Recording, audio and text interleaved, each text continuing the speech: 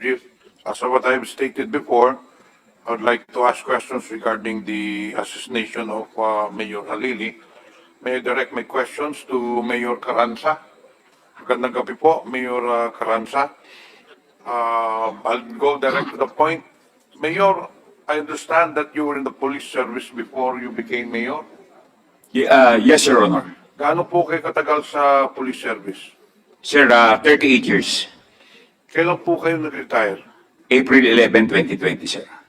2020. So after that, you ran as vice mayor in 2022. Yun po ba? Yes, Your Honor. Nung kayo po ay, before your retirement, saan po kayo na-assign? Immediately, before my retirement, I was a Director of Logistics Support Service in Camcrame, Quezon City. As per record, naging regional director din po kayo ng Region 4A, hindi po ba? Yes, Your Honor. Kailan po kayo na naging regional director ng Region 4A? From June 1, 2018 up to October 20, 2019, Your Honor. Okay. Kailan po nangyari yung pag-assassinate kay Mayor Halili? I think it's was on July 2, 2018, Your Honor. So kayo po, nung nangyari po yung insidente, kayo po ang regional director. Yes, Your Honor. So therefore, after the incident, I'm very sure that there were reports by the provincial director and the chief of police that were submitted to your office. Yes, Your Honor. So you're very much aware of the incident, the facts of the case, lahat alam ho ninyo yun. Dahil nagsabit yung provincial director po sa inyo, hindi po ba? Yes, Your Honor. Okay. So nangyari po yung incidente July 2018. Yes, Your Honor. Nung pag-assassinate po kay Mayor Halili, ano po kagad ang ginawa ng kapulisan doon? I was part of the first responder coming from Camp Vicente Lim immediately after the flag raising. I went there. I was joined by the provincial director as well as the chief of police. But when I arrived there, the mayor was already in the hospital, and I went into the crime scene. I walked over. I went into the place where the sniper's supposed position, and I immediately conducted an estimate as to the range, the distance between the firer and the mayor. I even used, since there was no instrument, I used calculation using sin theta. So nung sinukat po ninyo yung layo, the distance between the gunman and Mayor Halili, gaano po kalayo yung sukat po ninyo? My estimate then was around 75 yards, Your Honor. So was that a precise measurement o ano lang ninyo, estimate lang ninyo? That was based on my estimate. The exact measurement was done by, I think it was done by SOCO and the SITG commander. So ano ho bang resulta nung sa SITG? Ano talaga ang eksakto ng measurement nun? Sir, may I ask the SITG commander to, Sige, pwedeng... and the provincial director of Batangas yes, to, please let them take this stand. yeah.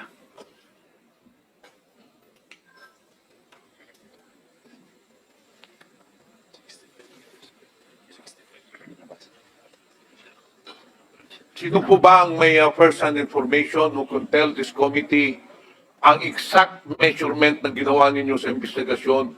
Gaano kalayo yung distance nung from the gunman to the mayor himself?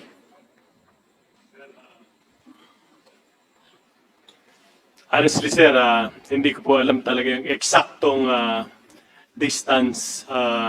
Ang alam ko, ginamitan po natin yun ng range finder. Range finder. Yung pong sinasabi ni General Carranza, yung air distance. Our estimate is 65 yards. Make an exact measurement during the investigation. Dapat sana nun, nakita ko dun sa TV, during the news reports, pinakita ko yung site kung saan ginawa yung pagbaril, you should have taken the measurement para makita ho natin. So pagpalagay na natin 75 yards. Anong baril ang ginamit?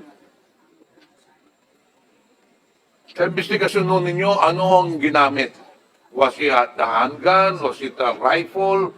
Ano hong caliber yung ginamit ng pagpatay kay Mayor Halili? Sir, as to the caliber used, it was a 5.50, based on the report submitted, it was a 5.56 slug recover, shell that was recovered, and the slug recovered from the victim, sir. So nakakuha kayo ng slug dun sa victim and then nakakuha kayo ng shell dun sa gun site. Sir, can I allow my former provincial director in Batangas Yes. to give the exact detail? Your Honor, sir, that's correct, sir. We recovered an empty shell from the gun site snipers area supposedly, and a slug from the body of Mayor Halili, Your Honor. So how many shots were fired? Isa lang? Yes, sir. According to several witnesses, from the affidavits taken by the Tanawan City Police Station, sir, isa lang, sir, yung putok na narinig, sir. So kung 75 yards yan, do you think that an ordinary shooter would be able to fire precisely doon sa katawan ni Mayor Hilili, or should it be a trained sharpshooter ang gagawa nun? Gaano ba kalayo yung 75 yards? Dito hanggang dyan, is that 75 yards o malayo pa? Your Honor, with my experience, I'm not a sniper, but at the distance of 75 yards, I can easily hit a target paper. Considering that the body is bigger than the alpha, I've been using also an M16 rifle. I can easily hit an alpha shot with a distance of 75 yards. Saan po pa tatamaan si Mayor Halili? On his chest, Your Honor. So, napaka-insakto naman kung sa chest niya, di sa puso niya binaril ng sniper, hindi po ba? So that would mean that the shooter was really trained shooter. Kasi mahirap po yung paring kung hindi siya trained, paring lumihis ng konti, pero the heart was really the target of the sharpshooter. Ngayon, ang tanong ko, Yes, Your Honor. yung mga ganong sitwasyon na very precise yung pagbaril kay Mayor Halili, would you say that the shooter could be possibly a military person who is well trained in handling a rifle? No, Your Honor. Bakit naman? Per our experiences, there are civilians who are already using long rifle. And with what I have observed, most of the civilians are already very proficient in the use of long firearms. So it doesn't limit suspects being a military or coming from the armed organization. Those who have been used into using long firearms are equally capable of hitting from that distance, Your Honor. So even a civilian could really hit a target 75 yards away precisely. Ganun po ang sinasabi ho ninyo, Mayor Carranza. Yes, sir. Yes, Your Honor. Okay. Now, pagdating nyo doon, inimbestigahan nyo kaagad, tapos how many months did you investigate the incident? I let my provincial director who was on the top of the investigation to give an answer. How on many that. months did you investigate the incident? Your Honor, we conducted continuous follow-up investigation led by the Tanawan CPS with their investigation on case. Tuloy-tuloy yun, sir. Actually, the last progress report is the 13th progress report last issued on March 2020 na, sir. So 2 years after. 2 years after the incident, nagpapatuloy pa rin ang investigasyon ninyo. So after 2 years, was the investigation terminated? it is considered as a cold case. So the SITG, regional SITG, decided to turn over the case to CIDG, Your Honor. So open, hindi pa case closed yung kay Halili incident. Kung gano'n, kung tinurn over lang ninyo. Yes, sir. That's correct, sir. So, after 2 years, there was no concrete conclusion. Yung bang ibig nyo sabihin? Kasi tinurn over nyo doon. There was no concrete conclusion of the investigation na ginawa ninyo. Yes, sir. Because of lack of witnesses and credible information. Pero tuloy-tuloy yung pag-gather nila. That's why inabot kami ng 13 progress report, Your Honor. Ilang progress reports? 13, sir. 13. 13 progress reports. Yes, sir. So you must have made a very thorough investigation on the matter, and probably you had interviewed several witnesses. Mga ilang witnesses bang in-interview niyo dito? As per records of the case, sir, about 4 or 5 members of the city council, including the vice mayor, the SK chairman, one witness working at the, I think, Loyola Memorial, near the place of the gun site, at the back of the city hall. So more or less 9 or 10 witnesses, Your Honor. 9 or 10 witnesses lang ang na-interview ninyo? Yes, Your Honor.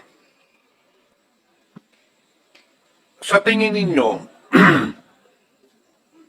ano ang rason bakit pinatay si Mayor Halili? I'm sure this came out. 2 years kayo nang imbestiga eh. So, sa pag-iimbestiga ninyo, I'm amazed, I'm surprised na 10 lang ang in-interview ninyo since this is a very big case. Okay, so ano mga possible motive? Wala bang lumabas doon sa investigasyon ninyo kung ano mga possible motive sa pagpatay ni Mayor Halili? I'm very sure that you have received probably unverified reports, you have received rumors, or whatever unofficial reports regarding the killing of Mayor Halili. Ano bang nasagap ninyo doon sa pag-imbestiga ninyo? I'm very sure that there were some tidbits of information regarding the character of Mayor Halili that could lead to his killing. Ano ba ang sa investigasyon nyo, ano bang nahagipon ninyo? Your Honor, there were many angles initially considered by the SITG, regional SITG. My business, sir, old grudge. Then, yung statement ni, yung isang security na, sir, si Mr. Lungalong, sa affidavit niya, sir, na nababanggit ni Mayor sa kanila, sa statement niya, sa statement number, question number 11 and 12, ang sabi nili nung isang security officer niya, sir, is maraming nababanggit si Mayor na nagbamata sa buhay niya dahil sa paglaban niya sa illegal drugs at saka criminality, Your Honor. Pero bakit merong mga aligasyon? You're saying na maraming nakalaban si Mayor Halili against illegal drugs. However, based on the newspaper reports and some reports that have come out, alam na ho natin, doon sa previous administration, in fact, I think Mayor Halili was accused that he was involved in illegal drugs. Hindi ba nasama sa pag-imbestigan ninyo yon? Kasama din, Your Honor. In fact, may finalo up yung ating Tanawan City Police Station na mga yung parade of shame niya, then a certain Jerry Halili na isang drug pusher sa area na allegedly as per the investigation of Tanawan City Police Station ay pinalayas niya because of his drug activities. Hindi, pero yung aligasyon na si Mayor Halili ay involved sa droga, hindi ba lumabas doon sa investigasyon ninyo? Wala kaming conclusive we were not able to gather conclusive evidence as to that effect, Your Honor. Kayo, Mayor Carranza, you're the regional director then. Was former Mayor Halili included in the narco list? Sir, as regional director, we were not furnished any list coming from the PRRD list. We We are not in possession of PRRD list. There was another person who called me trying to follow up the case of Mayor Halili.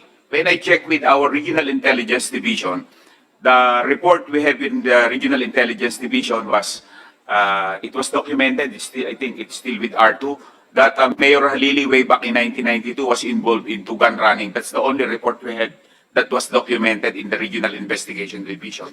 As to the He report, was never included in the narco list. I have not seen the list of those involved into illegal drugs, sir. Honestly, sir, even the provincial director doesn't have any list regarding those who were listed as high-value targets. So you did not receive any rumors also or unverified reports regarding the involvement of Mayor Halili sa drugs.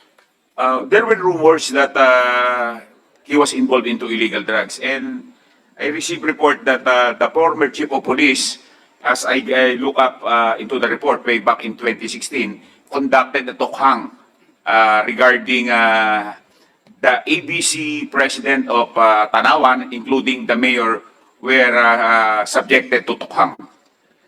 I'm asking these questions, Mr. Chair, because in 2018, there were reports that it's highly probable that Mayor Halili is a victim of AGK.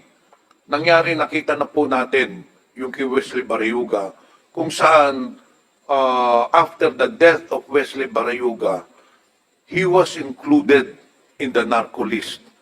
But, of course, yun ay what it was fabricated to justify the killing of Wesley Barayuga. So I'm just trying to connect the dots, Mr. Chair, na maaring yung pagkapatay kay Mayor Halili, this was part again of false reporting na pinalabas na si Mayor Halili ay isang involved sa illegal drugs, but truth of the matter, he might not be involved, but to justify the killing, inilagay na naman siguro ito sa isa sa mga narco list kagaya kay Jed Madela, who was Jed Mabilog pala, wherein if you recall during his testimony, that he was also included in the narco list, but eventually he was not even involved in illegal drugs. So, yun po ang tinitignan natin. Ngayon, andito po ba si Captain Albotra? Yes po, Your Honor, Mr. Chair. Captain Albotra, alam na ho ninyo siguro yung sinabi ni Colonel Garma na maaring itong bumaril o pumatay kay Mayor Halili ay isang sharpshooter ang maaring gumawa nito. Alam ho ba ninyo itong statement ni Colonel Garma? Hindi ko po maalala, Mr. Chair, na ang alam ko lang po is sinabihan, sabi daw po ako sa kanya, Mr. Chair, na nagmayabang po ako, Mr. Chair, sa kanya po. Doon na nga ako papunta yung sunod ko na patanong sa iyo, Colonel Albotra. Sinabi niya sa affidavit niya, and to this, she testified in this committee, na during one of baka drinking session or one of the events, pinagmayabang mo daw that ikaw ang nagpapatay kay Mayor Halili. Or it could be that what you said is that you were involved or you participated in the killing of Mayor Halili. Ano po ang masasabi niyo doon? Your Honor, Mr. Chair, ang naalala ko po sa sinabi ni Ma'am, I did that during the courtesy call po, Mr. Chair. Kasi ang sabi ni Colonel Garba, ito, ang sabi mo daw, ayon kay Captain Albotra, ang may kagagawan nung pagpatay kay Mayor Halili ay isang sharpshooter. Yun po ang sinabi niya, Mr. Chair. Sinabi mo ba yon? Mr. Chair, hindi po, Mr. Chair. At binanggit mo rin na sinabi mo doon sa kausap mo na nakarating din kay Colonel Garba Sinabi mo na madali lang malaman kung sino ang may kapabilidad na gawin yon dahil ito ay isang special skill.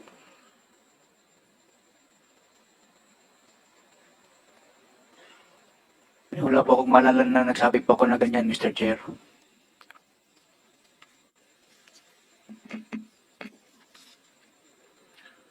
Alam mo, mas mabuti sana kung nandito si Colonel Garma eh. Pero this was already asked, and Karma stands by her word that you indeed said these words na there is a narrative eh. May narrative siya na tama yung narrative niya na sinabi mo nga, you have a theory na sharpshooter lang ang may kagagawa nito. At madali lang malaman ito dahil hindi basta-basta na makakagawa nito kung walang kapasidad o walang skill na makagawa nito. So, in short, you're already laying the predicate and probably, highly probable na may alam ka talaga dito sa nangyari kay Mayor Halili. Mr. Chair, siguro po, nasabi ko po sa kanya, Mr. Chair, nasabi ko po nung last hearing na ang kaya lang gumawa nun, Mr. Chair, is yung mayroon pong kakayanan, Mr. Chair, sa sniper or ganun po, Mr. Chair. Anyway, Mr. Chair, may I ask the SITG, since the case is not yet closed, sabi nga ninyo, hindi naman na-terminate and you're not able to find a conclusion to this case, tapos tinurn over nyo sa CIDG. Now, since this is a new information that has come up based on the testimony of Colonel Garma, na nagmayabang nga itong si Captain Albotra na involved siya sa pagpatay kay Mayor Halili, wala ba kayong plano na buksan uli yung investigasyon since this is a new information that has come to light?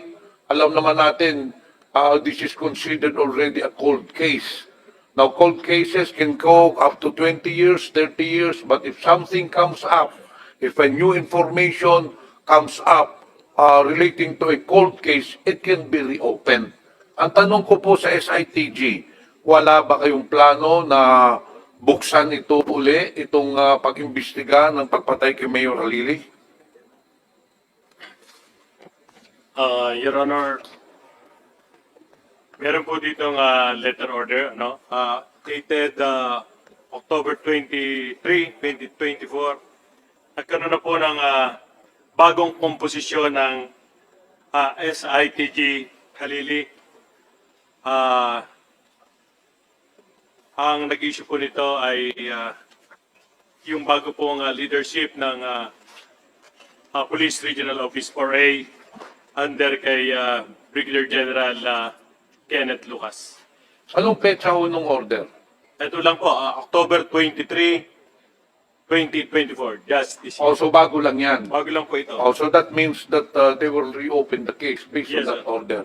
Opo, Well, that is good, Mr. Chair. Ngayon, ang pangalawang tanong ko, alam naman ho ninyo yung kay Mayor Perez na nangyari, Mayor Carranza. Is this part of your region, Laguna? Sir, this happened when I was already a retired police officer.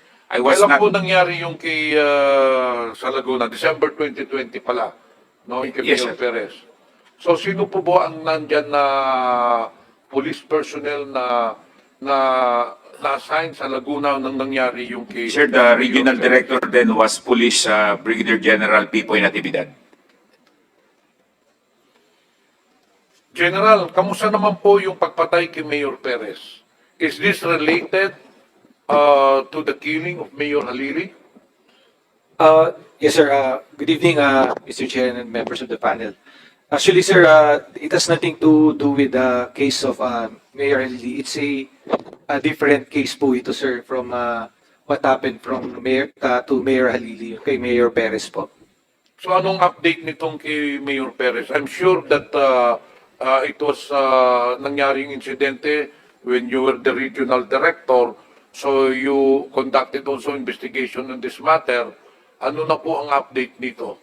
Yes, Mr. Chair, actually, it happened, that was December 3 of 2020, the night of December 3, 2020.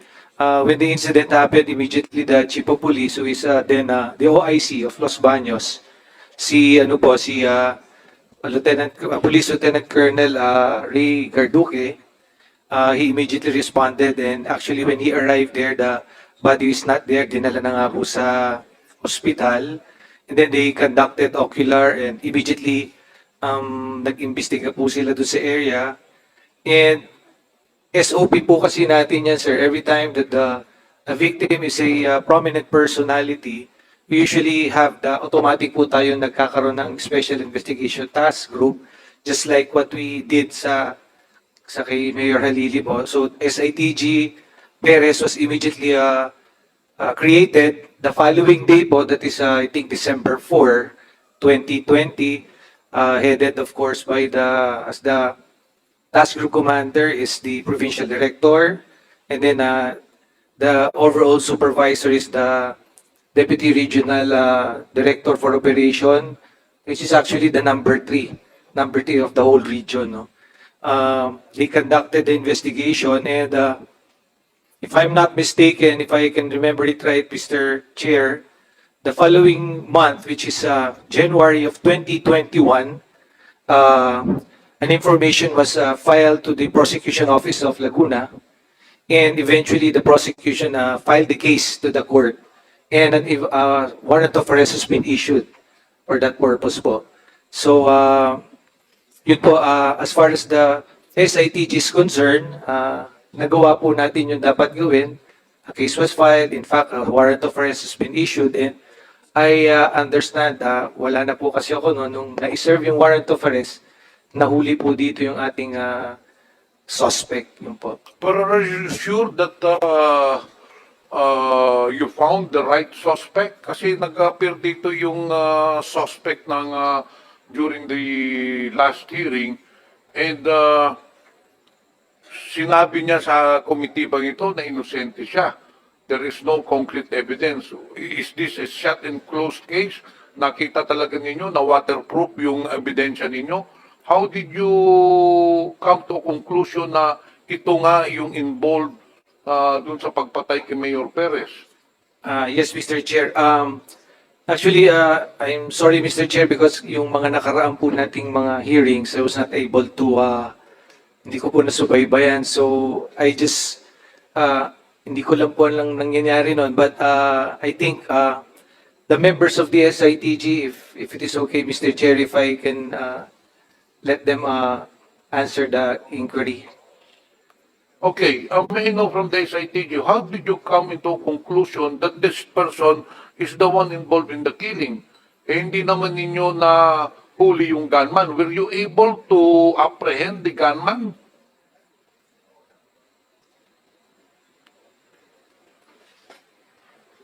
Or did you base your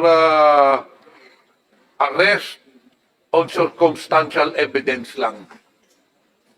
Paano nyo na-conclude na itong sino ba yung suspect na dinakip ninyo? Yung former councilor, anong pangalan nun?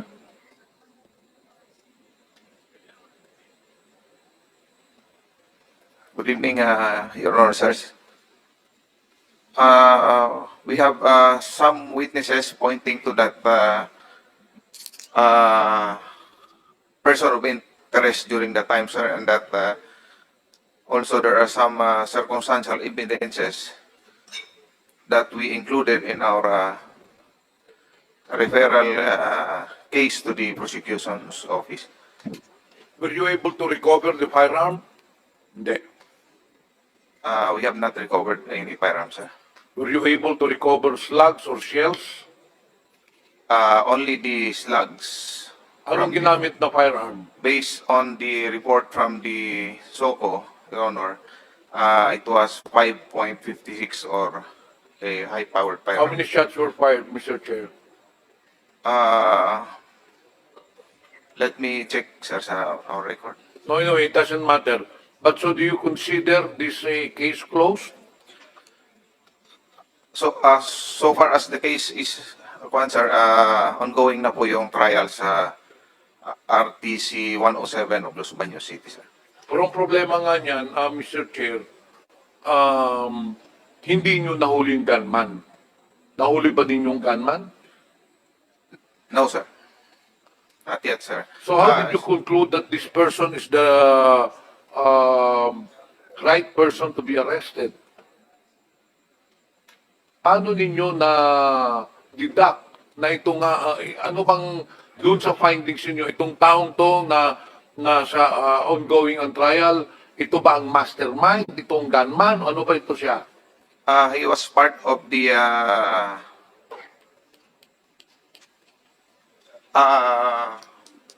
he's not the gunman, sir, but he's part of the suspects. Did you interrogate this person? It's, Was there a chance that you interrogated this person, that you filed a case? no, sir, no. So you based the arrest on the circumstantial evidence lamang, Yes, sir. And based the on witnesses. witnesses, yes, sir. Pero hindi pa rin, for me, I think that case is not yet closed, considering that I'm very sure if this person is really involved, there are ikang accomplices niyan to make the case stronger. Pero at this point in time, kung yung taong yun lang, nandito yung 2 weeks ago, or I think last week, and he has really testified that he has nothing to do with the killing. I just hope that the prosecution or your case is very tight, na walang mahanapan ng butas. But anyway, Mr. Chair, I hope that the police personnel will be more vigilant. We do not want any our local chief executives na mangyayari na po na ganito. Mahirap naman po na magpapatuloy yung ganitong sitwasyon dito sa bansa, na ang mga mayors pinapatay lang ng kahit na parang the killing is being done with impunity, Mr. Chair. So, Mr. Chair, I have no further questions. Okay, thank you, Congressman Pimentel. So, I guess Congressman Paduano is still full of energy. You have 10 minutes. Thank you, Mr. Chairman. Anyway, ganito lang po, Mayor Taranza, because during that time, I think it's, noong 2020, nag-retire ka na, no? Yes, Your Honor. So, ang pumalit sa iyo, It was Colonel General Danao. General Danao. Sino yung nagre-represent kanina sa... General Natividad, sir. So, you're familiar with the death of Mayor Perez? Yes, sir. Yes, sir. So, during the time you were assigned in... Yes, sir. Okay. Yes, sir. Kasi ganito po, of course, during the presentation of Chairman Dan Fernandez, doon po sa sasakyan Mayor, yung plaka kasi nirambo lang eh.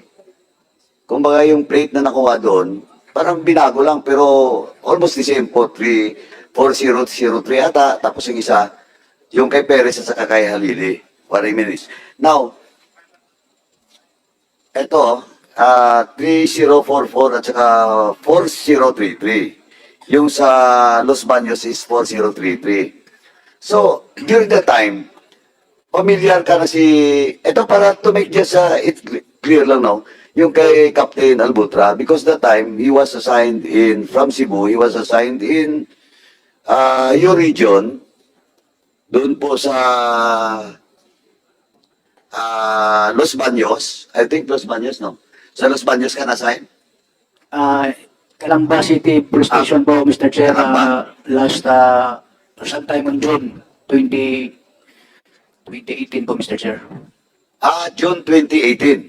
So, Halili case, yung nandun ka. Tama? Yun po yung date na nasa po ako noon, Mr. Okay, Chair. so, tama. But anyway, kasi, ang pinagtataka lang po namin, because he was assigned during the time, and a few days lang, binalik sa Cebu, nirelieve, binalik yung order sa Cebu with his two companion from Cebu, dalawang PNCO, yung isa si Kalumba, at saka yung isa si Bulandres. Tapos, the killing of Mayor Halili happens. So, ang tanong po, ano po yung basis or reason why he was relieved? He was assigned there, then he was relieved. The Chief of Police of Calamba is present, sir. Sir, So, during the time you're the Chief of Police of Calamba, sir, Sir Colonel Olsano, sir, the former Chief of Police of Calamba, sir. during the time ikaw yung Chief of Police, and the time na inassign si Albotra doon. Sir, the incident on... Wait, sagutin mo muna. Are you the Chief of Police then when he was assigned? yes, sir. Okay, sige. Sir, the killing of Mayor Harili, if I am not mistaken, sir, was on July 2, 2018. I received my relief order dated June 27, 2018, sir. So we have turned over out the command as ng Chief of Police ng Calamba, sir. So technically, sir, I am no longer the Chief of Police nung nangyari yung kay Mayor Halili, sir. Okay, you're not anymore the Chief of Police, but you were then handling the assignment of Albotra. Yes, sir. Tama. So before you were relieved as Chief of Police of Calamba, na-relieve na rin under your watch si Albotra, tama? Yes, sir. O, yun yung tanong ko. Why he was relieved? Kasi napakabilis lang po. Tingnan mo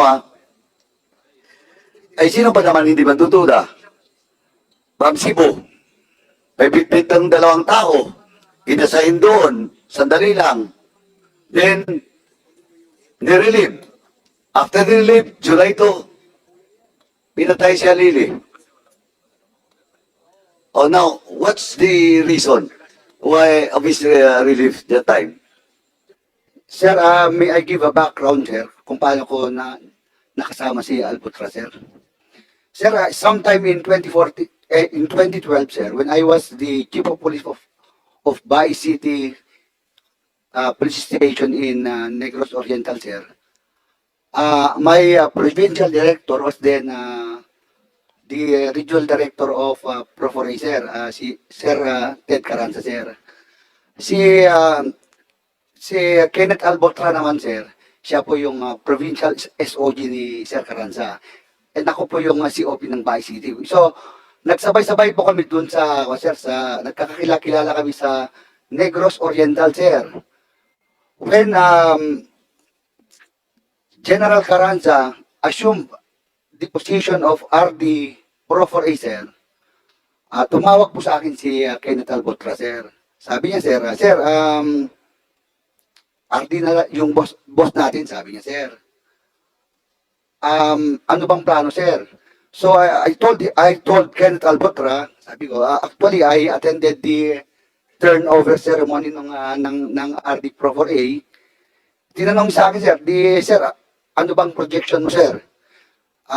Nabanggit na rin sa akin ni Sir Ted Carranza na projected ako to be the Chief of Police ng Calamba City Police Station, sir.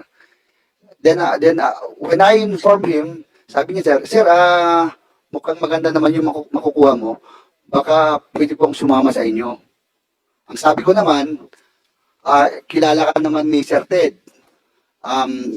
I-clear ko lang kay Sir Ted kasi ang final say naman yan, si RD Pro4A. So, I sent a Viber message to Sir Ted Carranza, sir. Nag-go signal naman si Sir Ted, sir, saying na snappy naman yan si Kenneth Albotra. Kasi, sir, his PSOG nung PD time ni Sir Ted Carranza, sir, sa Negros Oriental. Then, I sent yung pangalan ni Albotra, sir. Sinabi ko na rin kay Sir Ted Carranza, sir, na, sir, may plano rin palang magsama si Kenneth ng kanyang mga tropa. Okay lang po ba? Dahil tiwala rin naman si Sir Ted Sir Ted, kaya sa kaistapihan ni Kenneth Albotra, sir, nag-go signal, sir, na i-send ko yung pangalan nila. Then, a reassignment order was issued from Kram, sir. Reassigning us, sir. I came from NCRPO, sir. Si Kenneth Albotra naman, sir, and his two companions, sir, from Pro 7. Na-issuean po kami ng reassignment order to Pro 4A dated June 4, 2018, sir. Then I assume the position of as OIC of Calamba City Police Station, June 7, 2018, sir. But then, sir, nung nangyari yung kay Mayor Halili, sir, I was no longer the OIC. Colonel Sanoy, Na-relieve na ang ako, haba sir. na nang in-explain mo, still you never answer my question. What's the basis for the relief of Albotra? Sino bang nauna na-relieve? Ikaw o siya? Sir, Siya. Mr. Chair, actually, the cause of their relief, sir, is my relief, sir. Dahil nakasama ko sila dun, sir, sinilipan kasi ako dun, sir, na Okay, ganito. Yes, sir. So, nag-assume ka June June 7, sir. 7, 2018. yun yung order sa iyo. Yes, sir. Kasama si Albotra doon at saka dalawa yung tao. Nahuli sila, sir. Parang June 14, dumating sila ng Calamba. June 14, o sige sabihin natin, then you were relieved June 27, ba? 27, sir, I was 27. reassigned to the... Na-relieve ka. Yes, sir. Okay, June 27. Nangyari July 2. So, when the order for your relief, June 27, the same date na nirelieve dan sila, nullified yung mga order nila, sir, nullified. ng June 28, sir. Bakit? Ako kasi yung sinilipan, sir, eh. Kumbaga, sir, ina-associate ako sa isang retired high-ranking police general who was not in good grace with the former administration. Kaya, Sino ako yun? dun, sir. Kaya, Sino yun? Si General Garbo? ako sa Calamba City Police Station, sir. Sino? General Garbo? Yes, sir. O tapos, Normal lang yun, sir. Kung dahil dala ko sila sa Calamba, nanalify rin yung order nila for their reassignment to Pro 4A, sir. Back to unit sila, sir. okay, anyway, sige, diyan na muna tayo, no? Kasi I just want to be fair, no? Sa kay Captain Albotra. But of course, ang medyo mabigat-bigat lang kasi, the question of yung statement ni former PCSO chair, at the same time, Police Colonel Garma, yun nga ang sinabi kanina ni Kong Johnny doon sa statement niya nung hearing. But of course, Captain Albotra denied it. Yes, you want to say something? I totally deny it, Mr. Chair. In fact, nandito naman po yung mga senior officers ko dito, sir. Siguro po maniniwala po sila sa akin, Mr. Chair, na pag tayo po ay nagko-courtesy call sa isang senior officer, very least likely po na magmayabang ka po, sir. Ang mangyayari po niyan usually, ikaw lang po ay naka-stand at attention. Kung hindi ka nga po paupuin, hindi ka uupo, yes or no ka lang po, sir. Kaya hindi po talaga, sir, parang, kaya siguro, sinabi naman ni Ma'am Garma, sir, na noong una, chismis po, dahil nga po sa assignment ko, short assignment ko po sa proper A, Mr. Chair. Yun lang po, Mr. Chair. Hindi, kaya lang Captain Albotra, categorical yung sinabi niya na pinagyabang mo eh. Anyway, that's the statement of Garma, no? Ganito po. Anyway, pag-usapan pa naman namin eh, yung case mo, dito yung contempt order mo, no? Anyway, Captain Albotra, do you know Police Master Sergeant Sulante? Kilala ko po siya, Mr. Chair. Andun po siya sa harap ko po, Mr. Chair. Mo. Paano mo siya nakilala? Halos lahat naman po ng mga assign po ng Metro Cebu, Mr. Chair, kilala po si Master Solante kasi siya po ay operatiba, Mr. Chair, at magaling po siya sa firearms po, Mr. Chair. Do you mean operatiba? Lahat naman ang police operatiba unless in-UP ka. Diba? What do you mean by operatiba?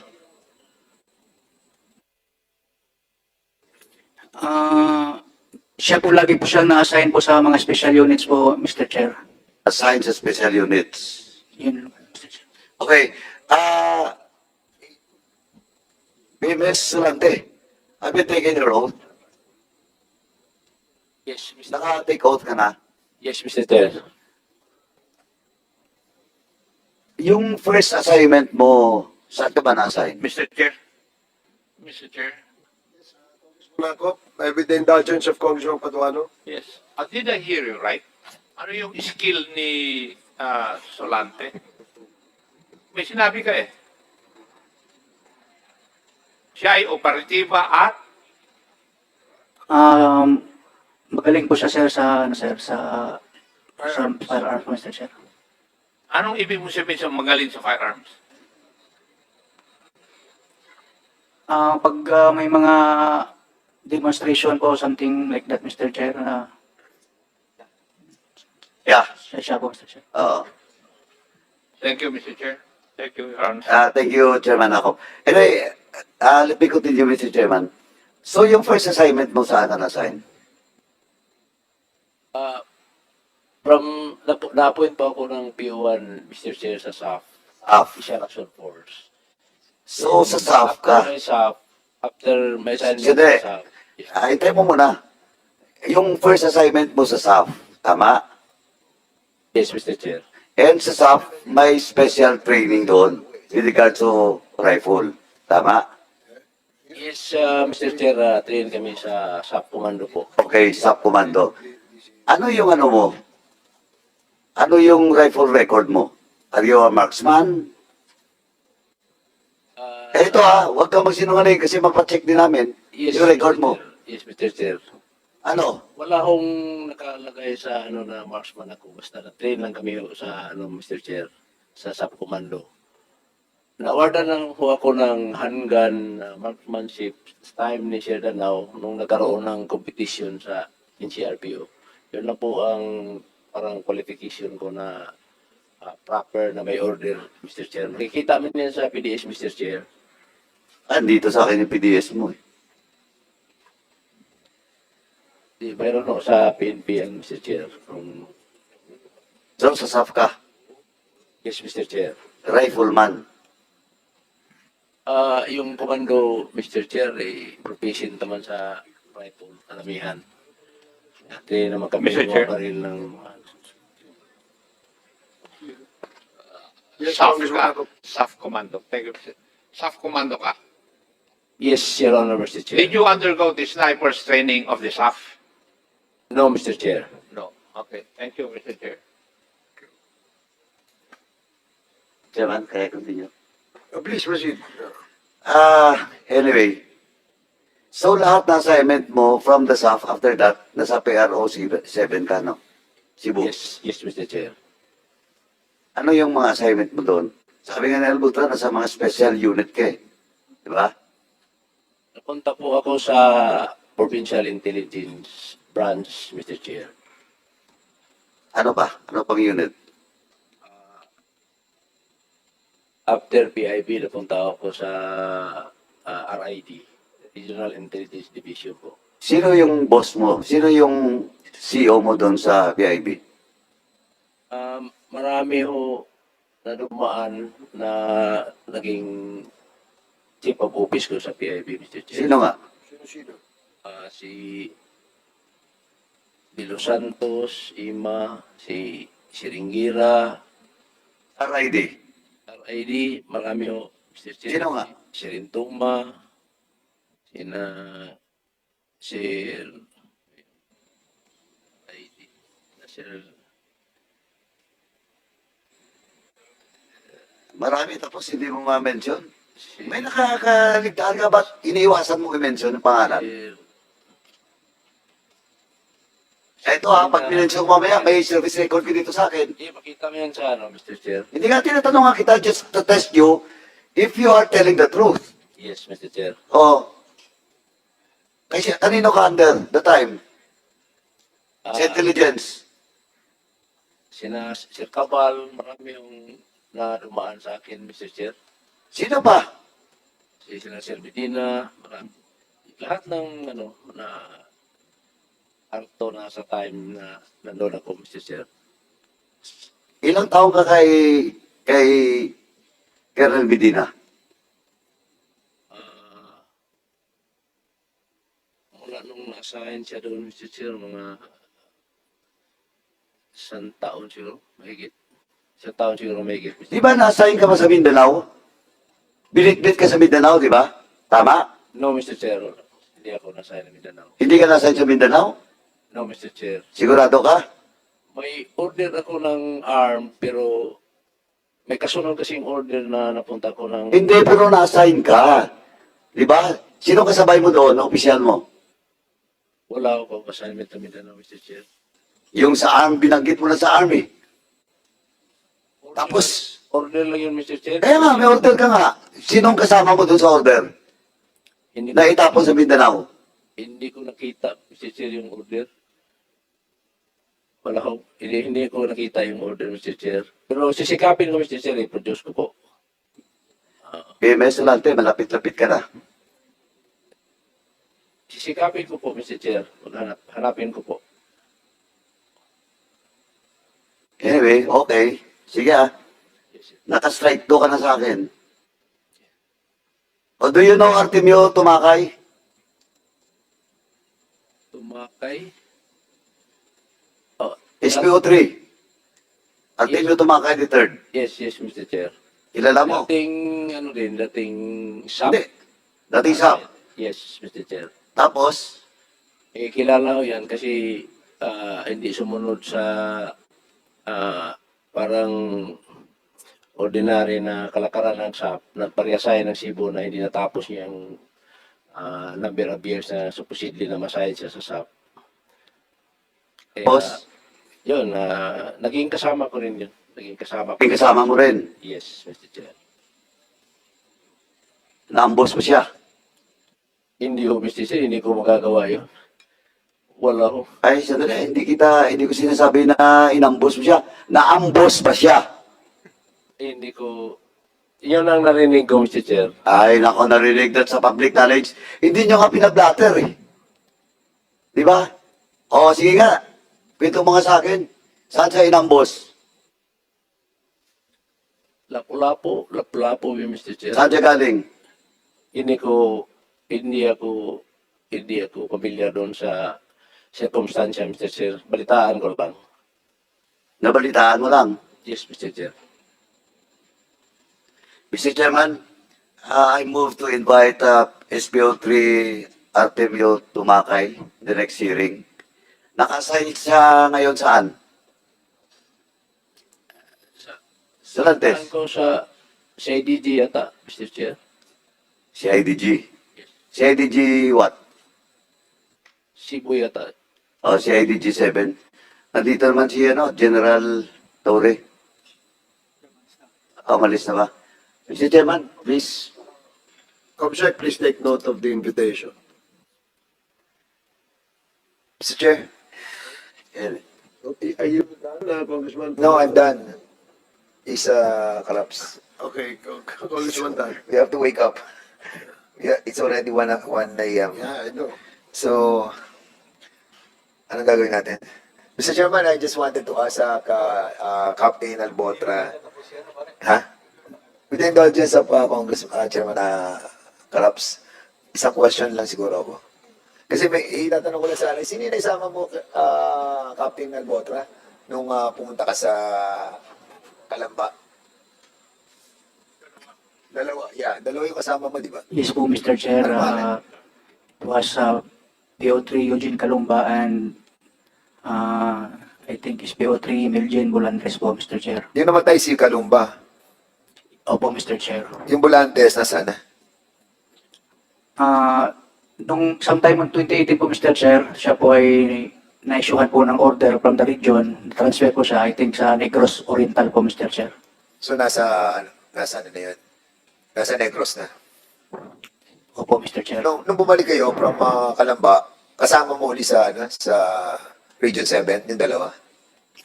Yes, Mr. Chair, nalified po yung order namin, Mr. Chair. At si Kalumba, saan napatay? Namatay po siya, Mr. Chair, sa Barangay Tejero, Cebu City po. Okay. Yung bang, RD, Ted, yung bang, kasi ang alam ko dito, di ba may tinatawag na, if I'm not mistaken, shoot order ba yan? Shoot order. Diretso from the Krame. Can you kindly explain yung what transpired doon sa order niya para maibalik agad siya doon sa Region 7? Sir, this is really what happened. The reason for the relief of the Chief of Police of Calamba, Albotra, and the rest of his guys was because Colonel Ulsano and R2 had a heated argument. He was the underclass of R2, si Ulsano, para sir, one of them were trying to propagate themselves who is closest to me. Nag-i-spear ng power. With that thing that happened, I scolded Ulsano. Ulsano is the Chief of Police of Calamba. He is a lower class of Colonel Pitalio. I scolded Ulsano for answering back to his upper class because that's a no-no for us, sir. And this thing reached Camp Krame through a text message coming from other PNP officers na hindi rin nagustuhan ng actuation ni Ulsano. It reached the Chief PNP. And in those text messages, it was said that si Ulsano and the rest of his people are bata ni Garbo. So, with that, I was called by the Chief PNP for the relief of Ulsano and the rest of the Cebu boys. So, their order were revoked, and Ulsano, instead of being revoked, he requested that he be transferred to Region 3. So, that was the reason for their relief.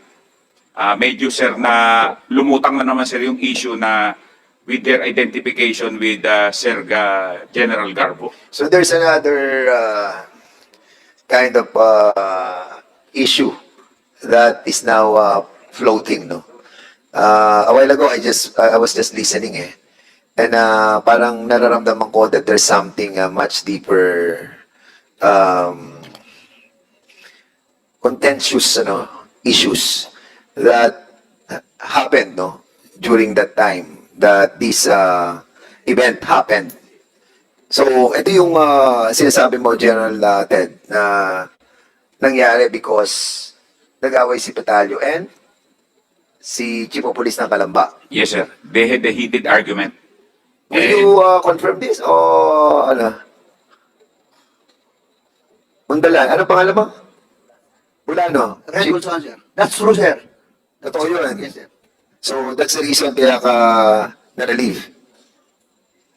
Yes, Your Honor. Okay. At yung order nang galing na sa Krame during that time because was it recommended by Ted? Did you recommend the relief? It was the instruction from higher headquarters, sir. Because the text message states that I'm getting people close to the general I mentioned.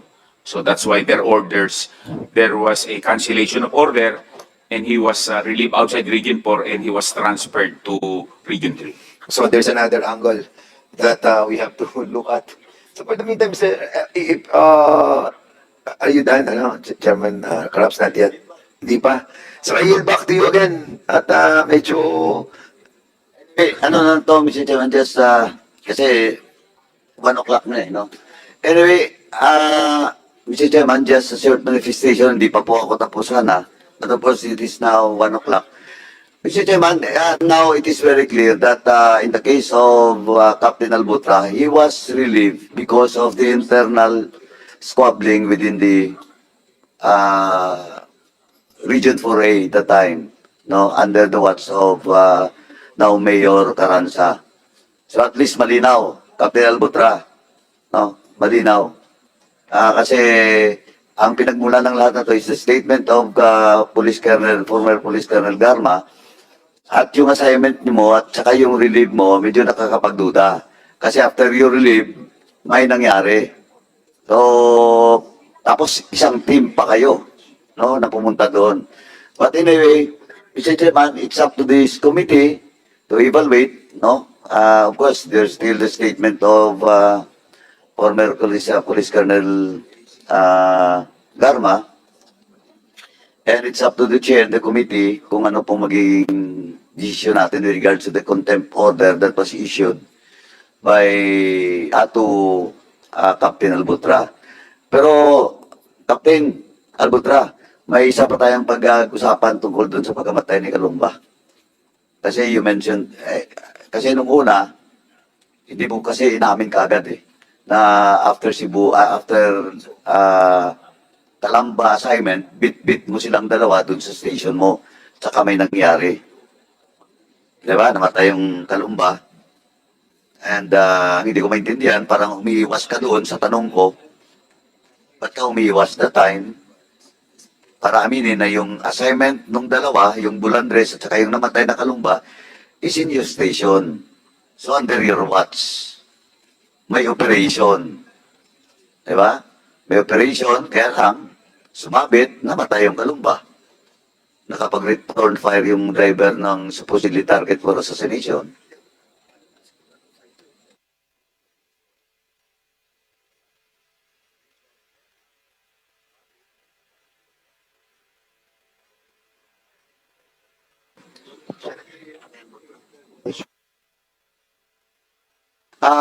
Anyway, Mr. Chairman, with the revelation coming from the PRO Region 4, former RD ng 4A, saka yung former Chief of Police ng Calamba, Colonel Olsano, and it was also confirmed by Colonel Pitalio. Hindi pa po tayo tapos, Colonel Pitalio. Anyway, with that, Mr. Chairman, I move to lift the order of contempt for Police Captain Albotra. So move, Mr. Chairman. There's a motion to lift the contempt order of Captain Albotra. Duly seconded. Hearing no objection, the motion is carried. COMSEC, please coordinate with the LSB and the Office of the Sergeant at Arms. Mr. Chair? Yes, Congressman Gutierrez. Mr. Chair, in the same vein that given the participation of Police Corporal Obales, I'd like to move for the lifting of his contempt order also. Police Corporal Police Corporal Obales. Ubales. Yes, Mr. Chair. The Police Corporal Ubales is presently detained at the Quezon City Jail. Here in the house. Oh, here at the House of the, okay. There's a motion to lift the contempt order of Police Corporal Ubales. Duly seconded by Congressman Pimentel. Hearing no objection, the motion is carried. Mr. Chairman, Since there are no other matters to be discussed, are we going to discuss about the... there are still several matters to be discussed. Please, Congressman Paduano. Yun na. Akala ko aamin na talaga si Albotra kung sino ang marksman o sniper na dumali doon kay Mayor Perez at kay Mayor Halili. Pero alam niyo po, ito mabuti to kasi nilip na po ang cite in contempt dito kay Albotra kasi nga po nakikipag-cooperate na siya kahit papaano, 'di ba? Meron na siyang mga sinasabi na hindi nakakainis sa mga kongresista natin, 'di ba? Hindi na ganong umiinit ang ulo sa kanya. So, eto po, malayong-malayo pa po ang tatakbuhin ng QUADCOMM na to. Ako'y naniniwala, hindi lang season 2, hindi lang season 3, hindi lang season 4 ang aabutin ito. Sa lawak po ng issue po ng EJK, ng WOD ni Digong. Na alam naman natin ang WOD ni Digong, 6 na taon niya yan ginawa. 6 na taon. Kaya po, talagang napakarami pong naging biktima, napakarami po ang naghahanap ng hustisya, at sa haba po ng kanyang termino, 6 na taon, marami pa po tayong malalaman. Marami pa pong mabubunyag. Marami pa po ang lalabas na mga biktima ng EJK ni Digong. Abangan natin na napaka-exciting po ng mga tagpo na ito. Actually, itong kay Albotra, latter part na po ito eh. Kaya po akin pong naisipan na na reaksyonan kasi nga sabi ko, aba, si Albotra nilip na ang kanyang cite in contempt, aba, di makakauwi na si Albotra sa kanyang pamilya doon po sa Cebu. Si Royina Garma, hindi natin nakitang umattend. Kaya po, sana sa mga susunod na pagdinig, nandyan si Royina Garma kasi po kailangan na maipaliwanag ni Royina Garma ang pag-deny nitong si Digong patungkol sa kanilang kilig moments. Ayan. Ayan po mga abangan natin, pati yung si Grijaldo, pati si Leonardo, di ba? Wala eh. Pati itong sila Marvin Marcos, mga hindi naman gaanong na-interpellate. Kaya po, si Kerwin Espinosa at ang kanyang kapatid, wala din po. Kaya sa mga susunod po na QUADCOMM, mas lalo po itong exciting at mas lalo po marami tayong malalaman patungkol po sa ginawang WOD. Alam niyo na ibig sabihin yan. EJK ni Digong. So yun lamang po. Maraming salamat. Ingat po kayo. Nasaan mang panig ng mundo. Momo, chup chup. Love you, love you. God bless us all, Pilipinas. God first.